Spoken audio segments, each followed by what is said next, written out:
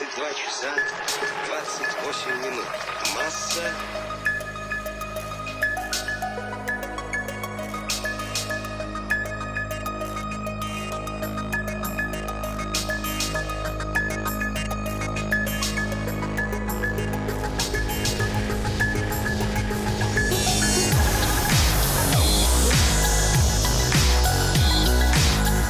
We choose to go to the moon. We choose to go to the moon.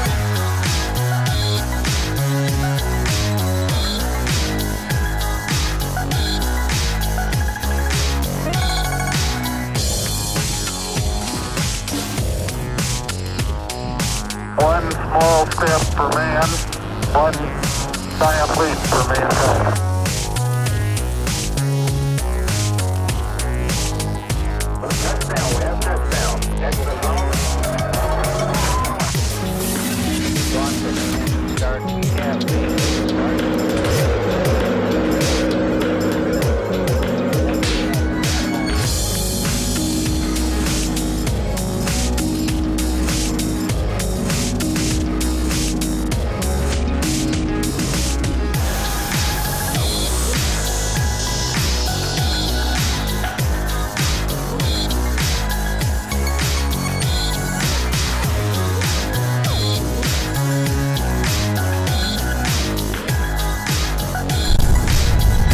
Dragon deploy verified.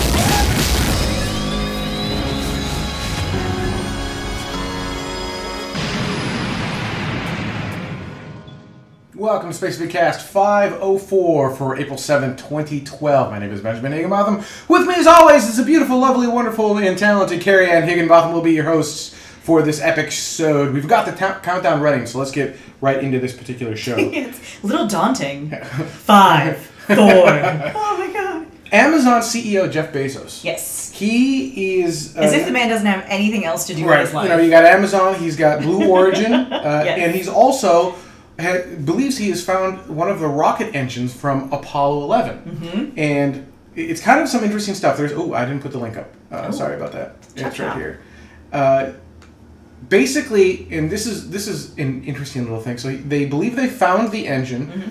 He wants to actually lift the engine from the bottom of the sea, because remember, the Apollo rockets were basically expendable, so we just dumped all of the different stages back into the ocean, other than the capsule itself. Right. Well, no, I suppose that did dump into the ocean too, didn't it? In its own way, it dumped back into the ocean as well.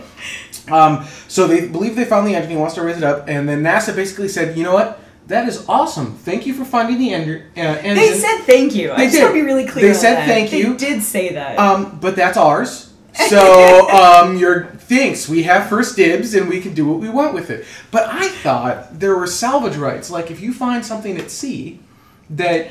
Oh, I hadn't thought about that. You get it. If you salvage it, it's yours. International... Pirate rules? Pirate rules. Finders keepers? A little bit. And... I don't think there would be too much of a debate. Right. There was a specific museum that Jeff Bezos wanted to send the engines to. Right. NASA basically said, yeah, if you can pull up more than one, that's a very high possibility. Otherwise, we've got an agreement with Smithsonian, so they will probably, unless they don't want it, they're going to get first dibs on it. At least that's what's been said. Chat room's agreeing with you. Heldesk says that that's true. Well, Jeffrey says, if it's in international waters. And Natronics says, very eloquently, no backsies. So that's good. Thank you for that, Nate. Always count on the chat room. I'm just excited to see the engine. Yes. No, absolutely. I was not around when the Saturn V's were built. Right. And so I want to have them lift the engine out, restore it as best they can, and I want to go up and walk up to it and kind of mentally compare it to a space shuttle main engine, a Merlin engine, and all of the other engines that I've been able to stand next to, and just see the enormousness, the largeness of the engine. I'm gonna make up words. I think it'll be fun. Okay, I'm not even gonna feed into that. Go on. Oh, that's it. That's all on that particular thing. We were talking last week, I think, about the ATV, the automated transfer vehicle. Yes. That goes up to the International Space Station. It's automated, so it's unmanned. It's sending supplies up to the ISS. It docked, and now they have a power problem. Yes. So there are... At least it's not the bathroom again. It will be soon. I know, but... for those who don't know, the bathroom on the International Space Station always seems to break, one of them, for whatever reason. Oh, I like that one, Ruben. Bigosity. So basically, there was a power failure. They've moved to a backup Russian power node on the space station.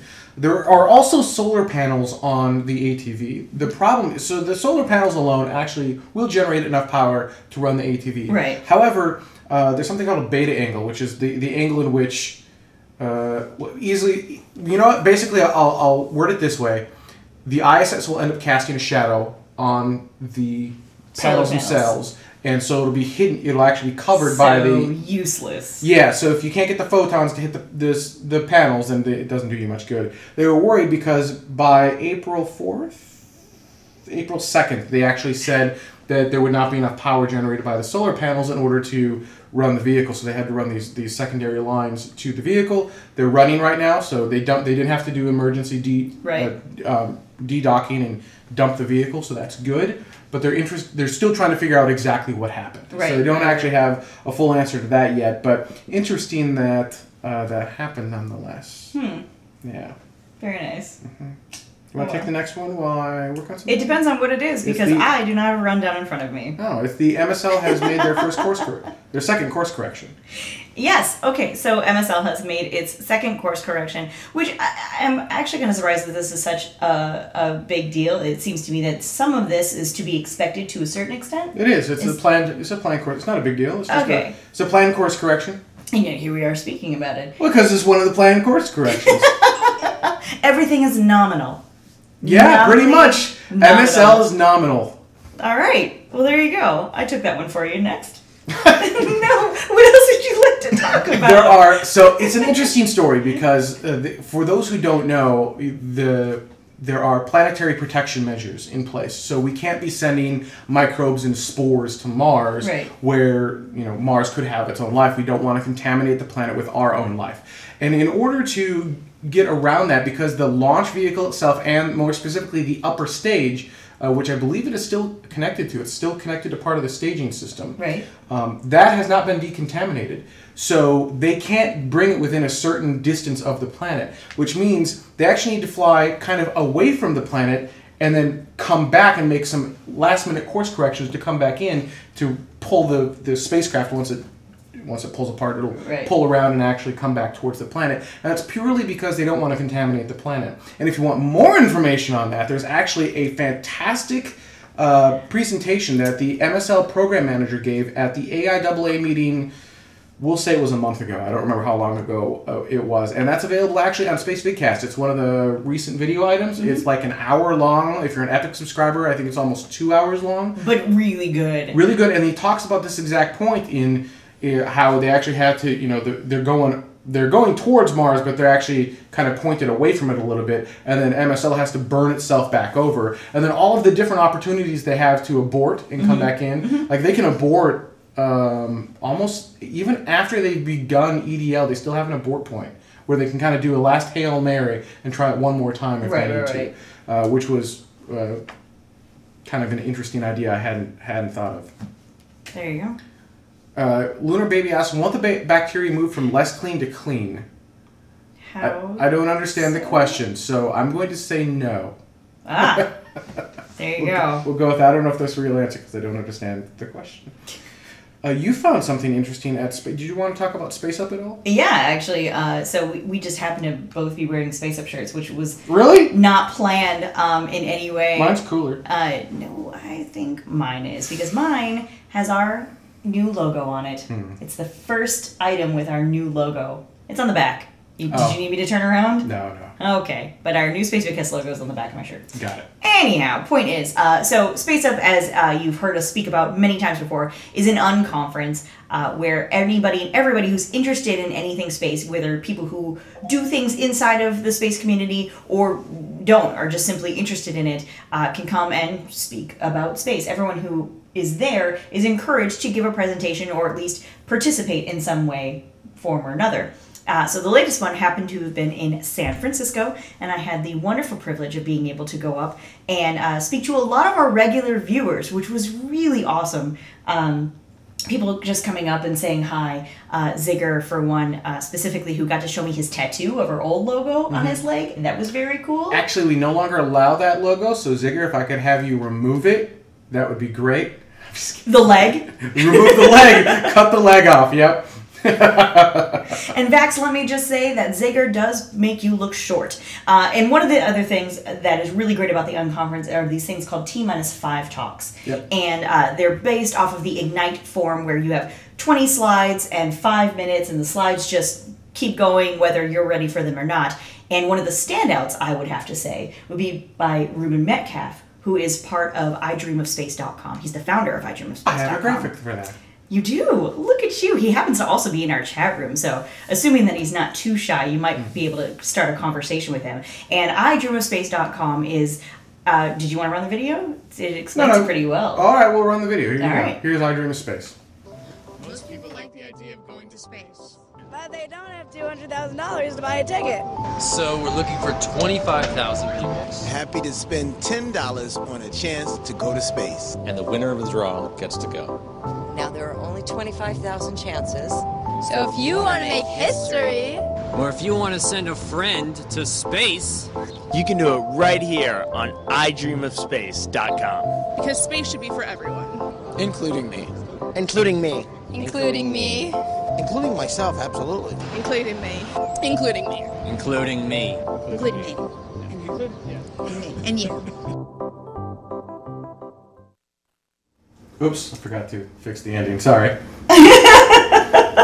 Anyway, so that's a little intro to iDream of Space, and what's going on is that you can go on to idreamofspace.com and you can buy a lovely, I think it's a poster of awesomeness, space poster of awesomeness. Space poster of awesomeness. I love that title. I'm pretty sure that's what it's called, and the idea is that they're running a sales promotion over the length of time of selling all of these different posters. So every person who buys a poster gets their name put into a drawing, hopefully to win a ticket to go to space, which is really, it's elegant and beautiful and simple, and I think it's awesome. So, and if I have my poster, I think you're getting your poster soon, and everyone in the chat room really should get their own poster, and it's very cool. And there's also doing a special digital-only poster, so in case you don't need extra stuff in your life, you can just get the digital download. They're doing a special promotion with Yuri's Night, which is very cool. So that's going on. And so $10 gets you a poster. Oh yes, I didn't even mention price. I'm so sorry. $10 gets you a poster and a chance to win a ticket to a suborbital space flight. So that's $200,000 potential for a $10 ticket poster. $10 poster. Right. Absolutely. So we think it's a really cool idea. I plan on winning and not taking her with me. So that's my plan. Oh, yeah. That's how that's going to work, right? Because only one of us can win. Yeah, no, I mean, I knew that was coming on. Although I do believe I got a free entry because I am so cool that I was helping with figuring out some t-shirt slogans. So you better get on that. Let's take a quick break. When we come back, Dave Masten in studio. Oh, yeah, it's going to happen. We'll be right back.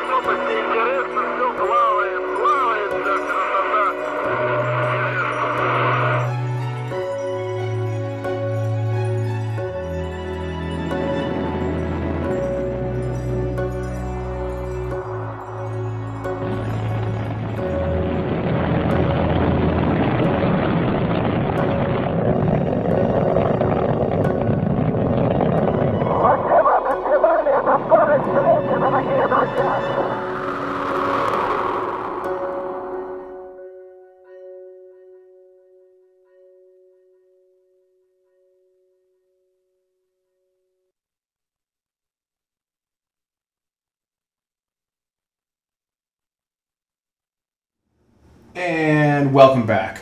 As we mentioned before we went into break, we are actually joined in studio. Check this out. Bam! Dave Masten. Hello? In the comfy chair. You brought up an interesting point when we were talking about salvage rights in the news story. We basically said, well, I thought you could, you get it, you own it, right? Right. But you said that's not actually the case. That is not the case for government vessels. And this would be considered a government vessel. Yes. So, even though you have international salvage rights, it doesn't matter if NASA gets it back. So that's no backseas doesn't actually. that really is nothing. No. Damn. Sorry, Nate. So one thing we did back whenever this Space Up was. Yes. Space of San Diego. This Space Up, not February. that Space Up, was. We had a what I call a lost episode where we tried to record it but we couldn't. Right. We did it live, but we got into a really interesting conversation about some what ifs. And one of the things we didn't really get to go into too much was what if Apollo never happened? Mm-hmm. The concept being we used Apollo, we got flags and footprints, we made it to the moon, and we did it very quickly. But we've never been back. So was Apollo good for us, or was it actually bad for us? And what if it never happened? Well, what if it never happened? I mean, one of the big things was going on was there was a lot of work on reusable spacecraft and human hypersonic re-entry vehicles, lifting bodies going on within NASA. And, you had the X-15 program, which was pretty much done by the time Apollo came around. But then you had a number of other X programs where they just sort of stopped because there wasn't money for them. They had, everything's going to go to the moon. And it's like, well, what if you took some of that? What if that hadn't occurred? What if it had continued going the way it had been going? As far as the overall, whether or not Apollo was good for the country is, in my mind, totally unsettled. But I think that in terms of economic development of space now, we would be better off had Apollo not occurred. Interesting. Would we, and part of the debate always comes into spin-offs and other technology that comes from the space industry, would we still have all the spin-offs and everything that happened from Apollo, or would we be, in your opinion, obviously this is all speculation, right? We don't know. Yeah, it's total speculation. But in your opinion, do you think we would be much further along? Would we be in a sustainable moon base? You go back to the 70s and they had, all those pictures of the moon base. We were going to be on Mars by 1980, right? I mean, all of this stuff, and we haven't even been back to the moon. Yeah, I was hoping that NASA was going to slow down when I was, like 6, 7 years old, because I wanted to be the first person to walk on Mars. And you still can. The problem is, I'm now, It's all Dave's fault. Getting a little too old, and it still doesn't look like I'm going to be the first person to walk on Mars just because I won't be alive by then.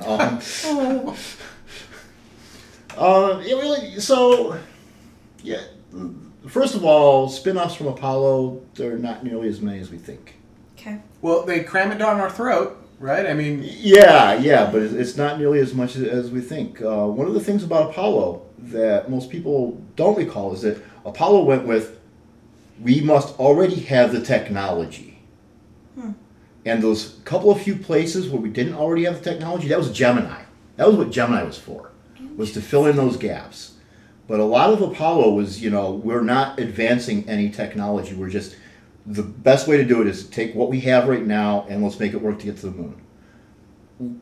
And so there wasn't that big technology advance. Now, the Gemini program, on the other hand, might not have occurred had Apollo not been going on. And Gemini is to me, that's my favorite NASA program ever, of all time. It was really super cheap. They got huge ton of firsts out of it. First rendezvous, docking, EVA. Right. I mean, they just, tons of great stuff. It was done dirt cheap on existing rockets, quote-unquote commercially available rockets. It's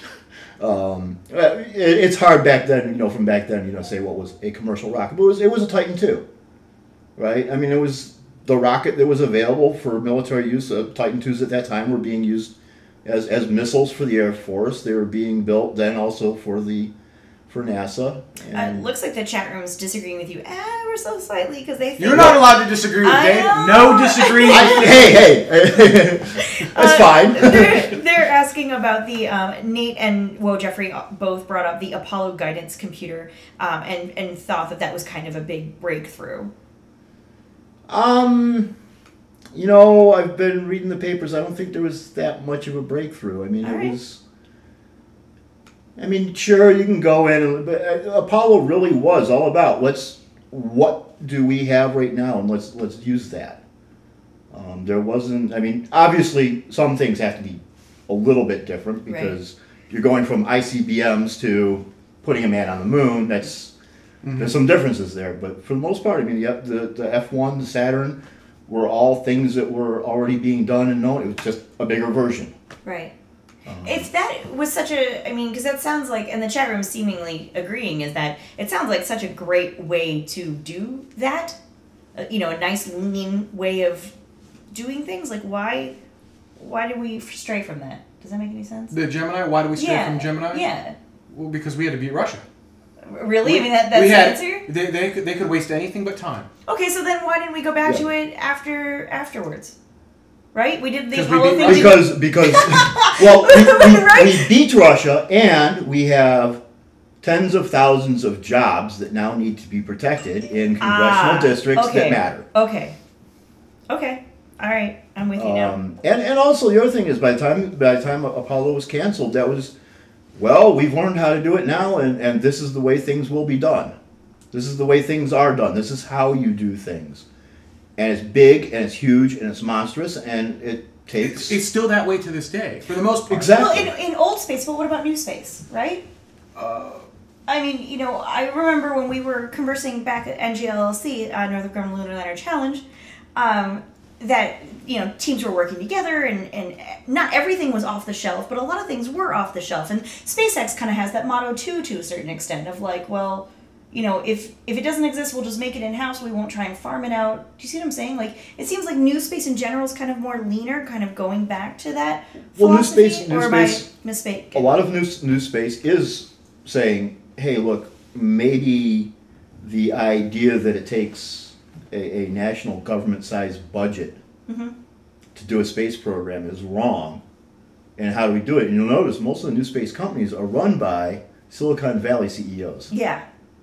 Almost all of them, right? I mean, the only one... Blue Origin is Jeff Bezos. SpaceX is Elon Musk from PayPal. We've got Armadillo Aerospace, which is John Carmack. Id Software. I'm having a hard time. Myself. You've got you, but with Cisco Systems previously. X-Core, Jeff Grayson is from Intel. So, do we have any that aren't Silicon Valley? I'm sure there's one. I just can't think of any. Can you? I'm trying to think. I don't. Sierra Nevada Corporation. I don't know if they have any real tie back. However, what was a piece that is now part of Sierra Nevada Corporation was actually a startup by a former Silicon Valley guy that then got acquired into Sierra Nevada Corporation. So interesting. Copenhagen. There you go. Suburban. Copenhagen suburbs, not Silicon Valley guys. Also not the U.S. So there you go. That's all right. So let's do this. Let's play forward a scenario in which Apollo never existed. We never had the race. I keep saying Russia, but the Soviet Union. We never had the race with the Soviet Union. The Cold War never existed. We never had a burning need to go to the moon in such a fashion, other than our own curiosity. Right? We as humans were curious. We want to go to the moon. We want to go to Mars. We want to do this other stuff. So what would the timeline have looked like had we not had Apollo, the whole program? Not just, I don't want to say just Apollo. It would actually have been Mercury, Gemini, and Apollo. Right. That probably wouldn't have been... Well, Mercury, what? How about instead of saying without the Cold War, what if we said that JFK didn't get traction with Congress? Okay. All right, fair enough. That's a good start. And in reality, it was... LBJ didn't get traction with Congress. Right. Things might have turned out differently if we still had the Cold War, but Kennedy wasn't assassinated. Right. And LBJ really pushed the Apollo program. Right. He was only vice president. All of a sudden, he's president, and they could continue pushing it. And he had a lot of clout in Congress that Kennedy did not have. And there was also this kind of feel of, this was in the memory of. Yeah, exactly. I mean, this is his dream. We have to follow through now because he was killed. So one possible scenario is that we would have kept doing all the X vehicles out of Dryden, Dryden Research, Flight Research Center. Sure. And we probably would actually go more on a route of getting a better space shuttle than the space shuttle. Okay. You know, one of the difficulties, though, we probably would have, continued the X programs. The space shuttle actually came out of those X programs in the 50s and early 60s. A lot of the wing shape and all the aerodynamic understanding of it actually came out of that. And I think maybe we would have had a couple of iterations of shuttle-like vehicles as X vehicles prior to the shuttle. We probably ended up with a more robust shuttle. Okay. Maybe we'll learn some things about how things could get hit on it or whatever. So that's one possibility, and maybe we've done the space station and then gone to the moon. Right. And maybe we'd have a better space station. But one of the biggest things is probably we wouldn't think that going to space was a multi-billion-dollar effort. It would have been an expensive millions of dollars. Can we still get there? Now that we have this ingrained into our head that you have to have these massively huge vehicles that have to launch off of a pad vertically. I mean, there are these things that people think that have to happen. Well, I think we're breaking that. I think that New Space is breaking that whole mold, that whole idea. We've talked about this publicly. We're trying to get into Cape Canaveral, right, and be able to do flights from Cape Canaveral. And one of the things that we keep coming back on is they say, well, we need this number of people to watch over you guys. Like, you guys realize you're outnumbering us in our control center. Interesting. And they're like, oh, that probably isn't good in a lot of ways, is it? Right. So it's we're educating, and unfortunately, a lot of the new space companies are educating the various ranges and the Air Force and NASA. Hey, there are other ways of doing things. We can do this better. We can do this cheaper, and at the same time, we could probably do a whole lot more, a lot quicker. Are they accepting the education, right? Just because you're saying, look, you're looking at this the wrong way, doesn't mean that they have to say, oh yeah, you know what, I am looking at this the wrong way. They could be like, screw you, pal, we're going to do it my way. Well, you can see that in the battles of Congress, right? I mean, you've got the whole commercial crew program that keeps getting batted back and forth. The president says, hey, we want to spend this large amount of money and accelerate the program a little bit, and Congress is saying, don't you dare take away funds from this big, huge rocket thing that we want to build. Ouch. So, yeah, it's we're gaining some traction, but no, it's not 100%. We don't have everybody on board. We don't have a consensus, but it's interesting in that you do actually have something of an industry consensus on this, right? Except for a couple of large holdouts who are afraid that they have no place at the table. Well, then, in the new one. Huh. I think we can kind of guess who they are. All right, why don't we do this? Because we started talking about Cape Canaveral a little bit. Let's take a quick break. When we come back, what I'd like to talk to you about isn't the past and what would have happened without Apollo. What I'd like to talk about is the future and where we can go now, having Apollo in place and all of the stuff that comes with it. Now, what does our future look like moving forward? So let's take that really quick break, and we'll be right back. Look into her face, determination in her eyes. She won't give up or quit or fumble little fashion lies. Filled with awesome expectation, this girl's a fascination. And nothing in her way will keep her from her destination. Cause she's fire walking, she's fire walking. When it's hot, she keeps on moving. Through the heat, keeps on improving. Yeah, she's fire walking, she's fire walking to be free. We're back with props. We're back with props. I don't know. Is this? Yeah, this is visible. Yes. Yeah. I really can't see this. Your guys' screens, so I don't know. That's by design. That's by design. Actually. All right. So hold. Actually, you've got it right there. So if you hold it right there, we've got a good shot of it right here. There you go. Okay. So this is Zeus. It's a moon lander. This configuration I'm holding right here, this model, is actually the terrestrial demonstration version. Okay. And what it is, it's a Centaur upper stage, modified to land on the moon. And how it's modified is we have Masten propulsion units on the side here, so that it can land horizontally. Awesome. So basically, what happens is you send this thing off to the moon. Yep.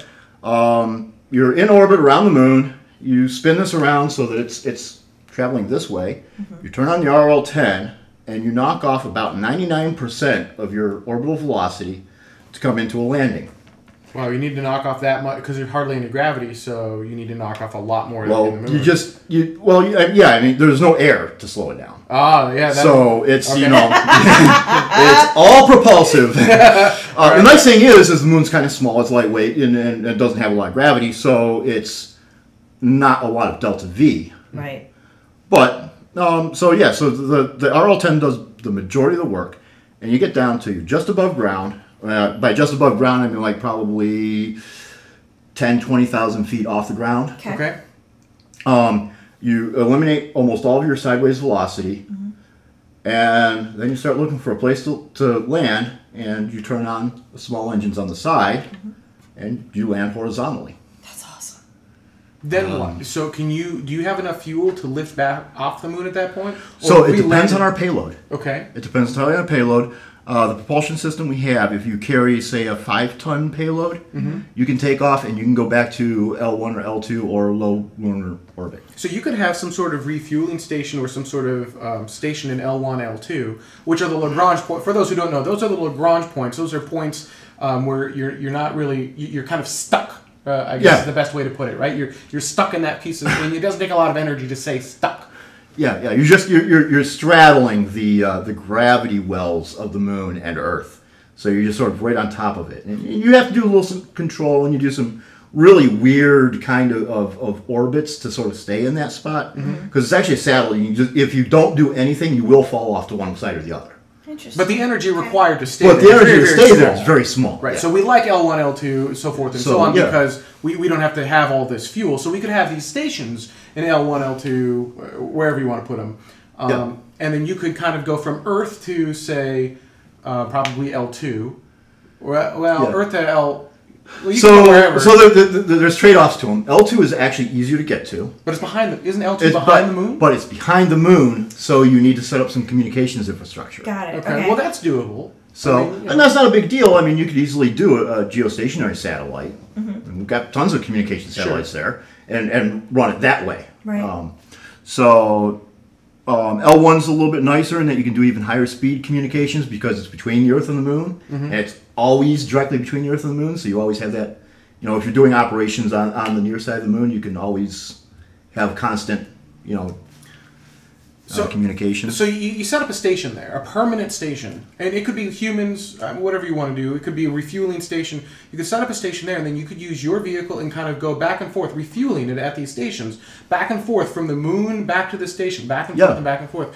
And you can bring, with a 5-ton payload, you can do this. 5 ton or less. 5 tons or less. You can do this. So how long would it take doing that to start building infrastructure on the moon that could turn into a lunar colony of sorts? Not long at all. Okay. And one of the other interesting things about this, since the Centaur upper stage is liquid oxygen and liquid hydrogen, you have tons of energy available. There is always a little bit left because you can't get all of it out of the tanks and into the engine. Right. So now you have a bunch of hydrogen and oxygen that you can use while you're down on the moon. Nice. And provide you some energy. But hydrogen and oxygen can be found in H2O, right? So, and we found tons of water. And there's also tons of water on the moon. Yeah. So we start developing infrastructure. We have enough to get started and get things up and running. And a handful of missions. And then once you've used that up and you've recombined the hydrogen and oxygen into water, you have this huge volume of space that you can use as living space if you leave it. And the other thing is, if you leave it on the surface, then you can now carry like 14 tons of stuff down to the surface. That's awesome. We've also got a picture. This is the. I'm pointing to the camera. We've got the. This is the. I believe this is the correct picture of Zeus on the moon. Is that correct? Yes, that is Zeus on the moon. What do you have in the front of it? I'm trying to remember which NASA centers worked on this, but there is a mock-up looks very similar to that at NASA Johnson. I think it's Johnson and Langley developed this as part of the old Constellation architecture. Okay. And what it is it's a vehicle to get astronauts to move around. It includes enough couches and stuff. There's room in there for about like 6 astronauts, I believe it is. And you can do a lot of exciting, interesting things. You can drive halfway around the moon for kind of thing. And it's all powered through essentially. Well, I don't want to say all powered, but I mean, I don't remember exactly what their power sources are for that, but I mean it has some reasonable range. It's obviously much better type of vehicle than what the little rovers that the astronauts drove around on later Apollo missions. Well, it looks bigger. I mean, if you go it's back, definitely bigger. It looks bigger and beefier. It looks kind of like that. It looks a little bit like an offshoot of that mock-up that they've got that they bring. I forgot what its name is. Yeah, I don't remember the name either. But it's got the dome in the front, and I mean they bring it to different events in Houston and whatnot. So it looks a little bit like that. Yeah, it's the same general idea, and and so it's been some work. I'm pretty sure that this particular model, we have the model version as well. Here, let me go there. Yep. Okay. Which I think this is actually the NASA Langley version of that. Okay. If I'm recalling right, if I'm not, I apologize. And that was the front part of that picture, right? And this, so that's the front part of the picture. So this model, the way it's arranged, is actually the terrestrial demonstration version. Okay. And basically just have a spare tank that we happen to find in Houston, as a matter of fact, that we're going to be using as sort of a mass simulator. So we just have this huge amount of mass, and we can work out the control laws and all that. So we've got a second picture, but this isn't on the moon. No, that is in orbit around Mars. In orbit around Mars. And this is still Zeus we're looking at? Yes, that is still Zeus. So tell me a little bit about this, because up until now we've been talking about bringing it to the moon. What are we doing at Mars? Well, first of all, we have to understand, Zeus is a extraterrestrial body lander and rendezvous type vehicle. Okay. It can be used for asteroids. It can be used on the moon. It can be used at Mars, the Martian moons. So this picture actually is, I believe it's Phobos. Yeah, they were just asking in the chat room. How about this? It's a moon. It's a moon of Mars. It's one of them. So it's either Phobos or Deimos. Take your pick. I'm pretty sure that's Phobos though. And we're in orbit around Mars, and we can go to the moons of Mars and do some exploration there as well with this. And we can land on Mars. It's actually quite a capable vehicle, and probably the best thing about this is 99% of the hardware is very well proven track record. I mean, Centaur has been used for everything out in space now. Yeah. It was a Centaur that has got MSL out to where it is right now. So how real is it? How long until you can have something like this actually? Well, go. I would like to see this end up, if SLS actually gets built and flown in December of 2017. I'd like to see this on there. I would like to see it take a science mission to the moon. Does it require SLS? Does it require mass? No, it does not. So what all could it fly on top of? So it can fly on top of any of our medium lift vehicles we have today. Oh, so you have a large number. It can fly on the top of an Atlas V. It can fly on a Delta IV. It can fly on a Falcon 9. Falcon 9? You don't Falcon 9. Okay. Now the thing is, with the medium-sized launch vehicles, we'd launch it empty, and then put the propellants in on orbit. Okay. What would you need in order to launch fully fueled mission all packaged together into one vehicle? We need the SLS. Okay, because you can't, as much as awesome as it would be to do on-orbit fueling, you can't do that today. There's no infrastructure, right? So, well, that's the interesting thing. You don't need a whole lot. Okay, what do you need? All right, let's try it this way. What would it take for you to launch this on a medium vehicle and actually do a full round trip mission? Probably 3 or 4 Atlas V launches. Okay, and you would build one of them carries the hardware. Yep. 2 more carrying propellants, and then the 4th one if we need it to carry the people and any extra stuff we need for the mission. So you don't need a whole lot. There's nothing that really needs to be invented. You don't have to wait for SLS if you don't want to. Yeah, exactly. So it's purely at this point, is it just a funding thing? So it's all about funding. Yeah, we would love NASA to just take ownership of this whole concept. Right. And so it's already, we've already got quite a bit of NASA help with it, as much as can be afforded. Right. Which means a few person hours here at various centers, and we've got a couple of people at Marshall working on some things for this. We've got some people at Johnson working on some of this. We've got some people at Kennedy working on this. What's your favorite part of the entire project? My favorite part of the whole, well, so far my favorite project is actually the amount of interest we've gotten from the various NASA centers, saying, "Hey, this might make some sense. Let's put a few." Do you think it will become real? Do you think this will actually get built? I really hope so. It doesn't have to be this exact thing, right? It might mold and twist over time as you learn more. But so something yeah, it's there's going to be something like that. This is extremely preliminary. Sure. Right. We're actually building the propulsion modules. We have a Centaur tank that's been donated to us. Oh, so we actually have a Centaur. Let's back that up. So you're building one. We are building one right now. Yes. Not just these. Now what we're building is a terrestrial. What we're building is a terrestrial demonstrator. Yeah. We'll develop the control laws and show that we can actually fly it around and land it. And that's sort of the important thing right now. We're trying to do this as quickly as we can, given the funding situation we have. Mm-hmm.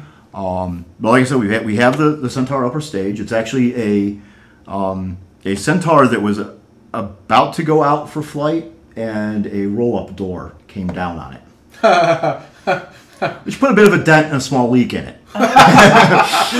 Those are bad things for rockets. Yeah, so all of a sudden it went from being space-rated hardware to being scrap. Yep. That's an expensive oops. And I'm actually surprised they ULA had actually kept it around as long as they had. Because this was actually a previous version of the Centaur. So it's not the Atlas V version, it was the earlier Atlas version. The Centaur, we have the Centaur 2, they're currently flying Centaur 3, I believe. Okay. Or Centaur 4, or, yeah, I'm not sure. But we have the previous generation of Centaur right now. And we're adding propulsion systems and figuring out how to fly these things. When will you be able to show it? Like actually, so clarifying, it's never going to space, and much like Space Shuttle Enterprise, it will never go to space.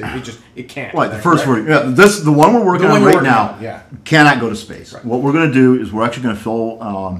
We're going to fill the oxygen tank, which is at the back end of the Centaur. Mm-hmm. We're going to fill that with water, and just enough to make the slosh modes absolutely terrible, the worst possible slosh modes, and then fly it around and see how that works out.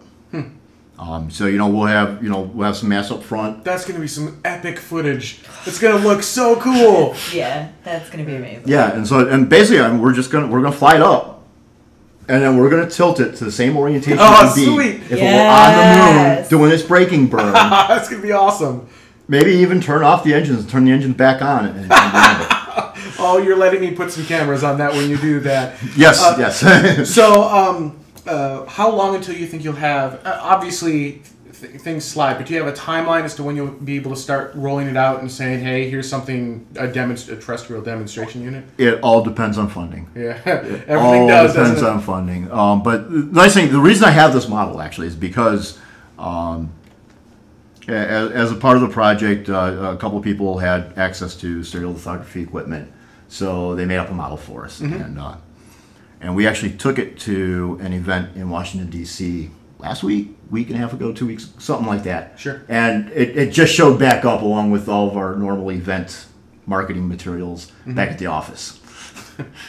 It looks really good. It looks we've actually had a number of senators and congressmen, or rather their staff and offices, come by and check it out and think was actually a pretty good idea. So this is really exciting. Hopefully we can get that idea out there that, maybe we can fly this on SLS and we can land a science mission on the moon. Do you have an idea as to how much something like this would cost? Ignoring SLS, but you want to. We're talking about a commercial company now trying to create what would essentially be reusable transport to the moon, right? Because you can reuse these. So, you don't have to dump them. No, we could reuse these. Obviously, if we continue developing this around the Centaur, United Launch Alliance would love to see them not be reused. Sell us lots of Centaurs. Right, and there's that. Of course, then there's fewer missions that you have to fly because now you can stick 14 tons or more on the front end. Sure. And land it. Whereas, me, I'm big on reusability, sure. So let's just leave it to 5 tons on the front end and keep reusing it. We could do a combination of both, right? Maybe some of the first missions have a lot more payload, and then once you have enough infrastructure, you can... Yeah, absolutely. There's some combination there that works. So basically, the cost of it is you have to buy Centaur. Current Atlas V launch costs are somewhere in the $50 million range, I think. Obviously, it depends on configuration and all that. So, we could probably get a Centaur for, probably somewhere around $30 million per vehicle. Plus, we're going to charge a few $1 million to add propulsion systems and whatnot. And there's going to be some testing. So, you could probably do this pretty cheap, actually. So we'll say it wouldn't be huge. From end to end, possibly under $200 million from. Oh yeah, easily. To make the. Yeah. That seems like L-Cross Skunk Works inexpensive in terms of space community, right? That's sort of the idea here. That is the idea here. Is we're trying to get this, make it low cost enough so you can send astronauts to the moon every other day. That's a great idea. All right, we're going to take a quick break. Now, before we go to break, DJ Flux in the chat room does have a question. It's a really good question about viable business models for commercial beyond low Earth orbit. So I don't want to answer that just yet, and we're not going to answer it when we come back from break. I would like to answer that after dark. So don't let me forget that question. Okay. Because I think that's a really great question. So let's take a quick break, everyone. And when we come back, we're going to talk about some of the stuff that we had from last week's show. So stay with us. We'll be right back.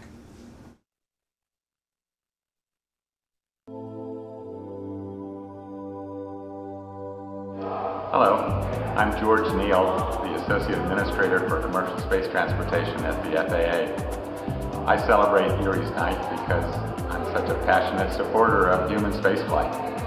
This is a really important time for the space program right now, with the space shuttle having been retired.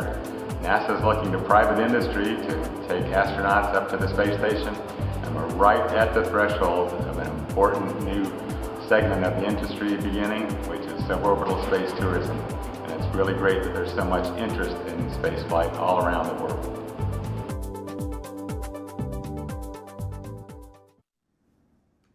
I really need to fix that. Welcome back. So last week's show was about why should we invest money in space? Mm-hmm. Now, we as space geeks, generally, we already kind of get it, right? This is the future of our species. This is what helps keep us economically viable in a world economy. This is really. But there are a lot of people who are just like, there are so many problems down here. Why are we spending money up there?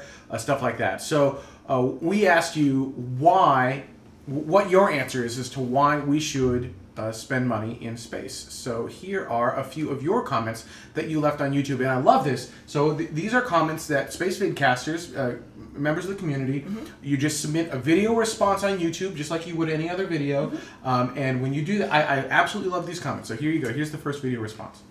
Hi, this is Gary Gathright from Texarkana, Texas.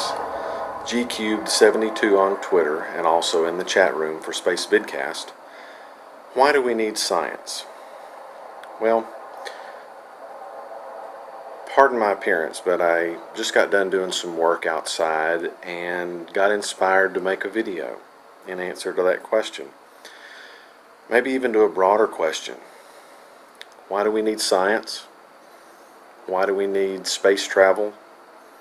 Why do we need engineering, STEM schools and programs, NASA? Why do we need ESA, Soyuz rockets, Masten Space, SpaceX, Virgin Galactic. Why do we need all of these things, which are all parts of the wonderful world of science that we all live and breathe in every day? Why? Because of these things right here. I was outside and I looked up and got inspired. You can't see all. Hang on just a minute.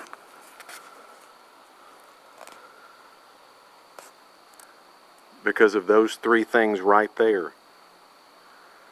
Those three things out of millions and millions and billions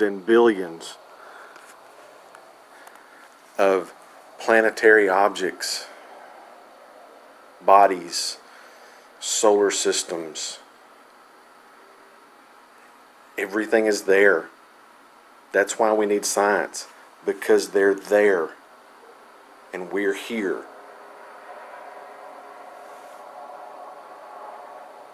That's why. It's pretty simple.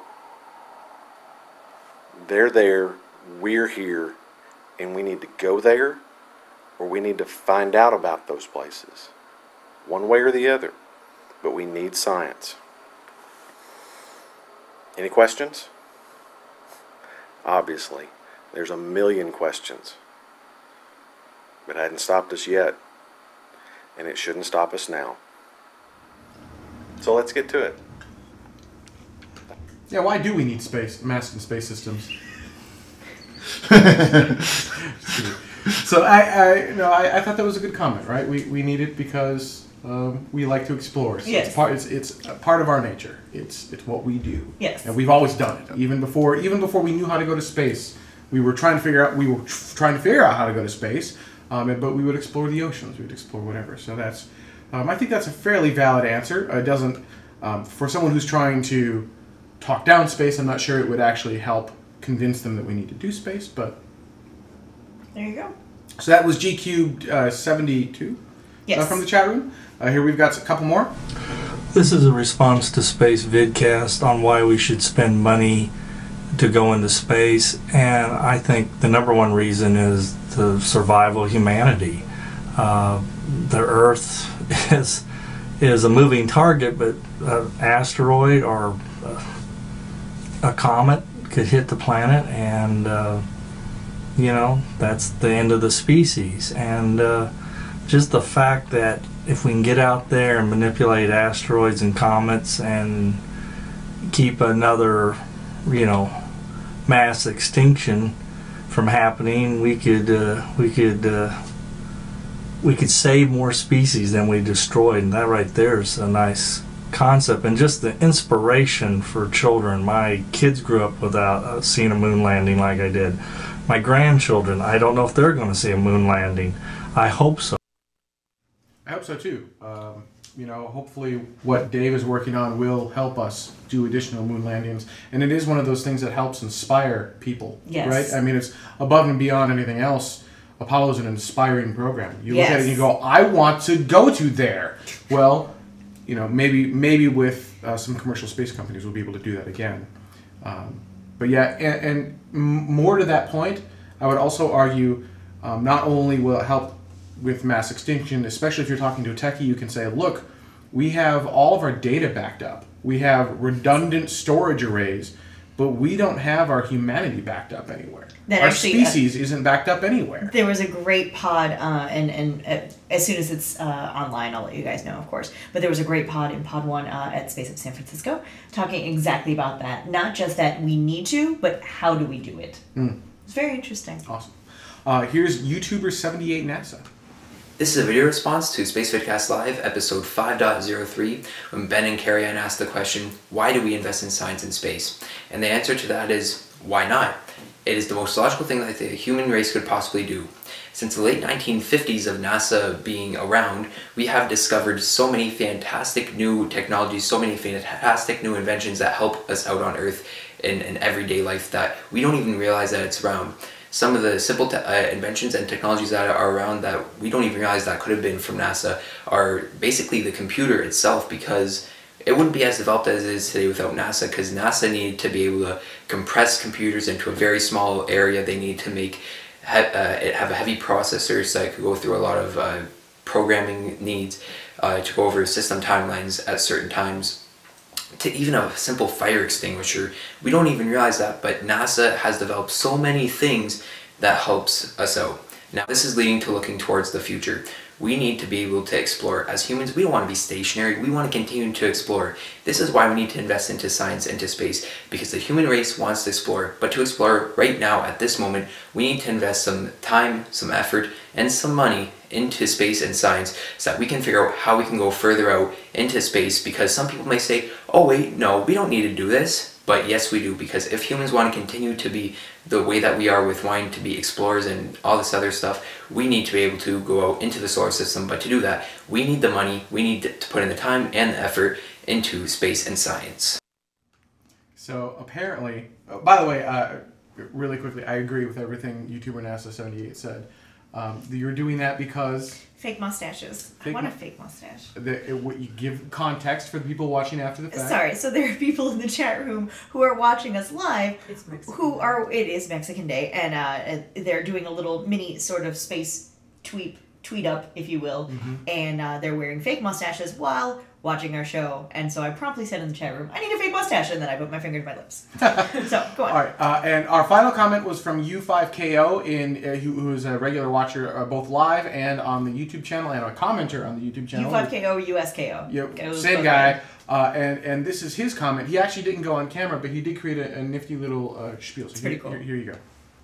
When someone asks you why public money should be spent on science and space, you should respond with a different question. You should ask them why anybody should exercise. The fact is, in the modern world, for the vast majority of people, exercise appears to be a useless endeavor which wastes time, effort, and any resources expended to purchase equipment. Most people don't need to be able to run fast or lift a lot of heavy objects, so why should people exercise?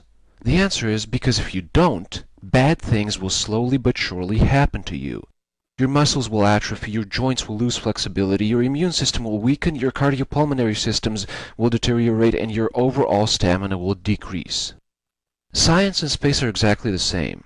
If they aren't funded, you can still have the push effect on STEM fields, but you lose the pull. Over time, slowly, you're able to do less than you could if you were doing space and science properly. Your defense suffers, your transportation suffers, your education suffers, your intrinsic drive to reach for a better, more ambitious future disappears, slowly. To paraphrase Neil deGrasse Tyson, space agencies are a force of nature on the minds of children and adults alike. They're the people who make tomorrow come. They're the seed corn of a better future, and those who want to defund them essentially want to eat our common seed corn, to sell a future worth looking forward to. Microphone. I couldn't agree more. I think that was very well articulated, which is why I wanted to save it till the end, because I thought it was a very good point as to why, and good points that you can use to help argue for those people who say, why are we spending money up there on this science, technology, engineering, and math? Why are we doing any of this stuff? That's exactly why we're doing all of this stuff, and many reasons more. All right, everyone, that's our show for this week. I'd like to thank you all for joining us. We're going to go into Spacevidcast After Dark. That is available to Spacevidcast Epic subscribers. It's also available to you live right now. But if you'd like to continue watching Dave, where we're going to answer the question about well, we may answer the question about I'm just assuming. I don't know what's going to happen. Dave has the answers. Sign up to Spacevidcast Epic at spacevidcast.com/epic. And thank you so much for watching. We'll see you next week.